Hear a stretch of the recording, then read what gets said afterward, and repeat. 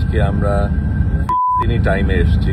এর সাথে আমরা যেটা জানতে পেরেছি যে এর আগে সমুদ্র জেলার অন্যান্য যারা ছিল ওটা আলাদাভাবে গিয়েছিল, আমরা ভিন্নভাবে গিয়েছিলাম। তাদের সবগুলি জাহাজকে আটক করেছে। আমরা সবচাইতে বড় জাহাজ এবং আমাদের সাথে 8টা ছোট নৌকা একই সাথে পাড়ি দিয়েছিল।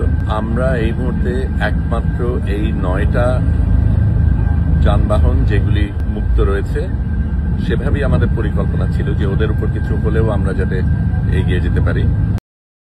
আমরা আজকে ফিলিস্তিনি টাইম জোনে এসেছি, এখনো দূরত্ব রয়েছে, তবে আজকে আমরা এই 8টা ছোট নৌকাকে পার হয়ে যাব এবং তারপর থেকে আমাদের এই জাহাজটাই সবচেয়ে আগে থাকবে।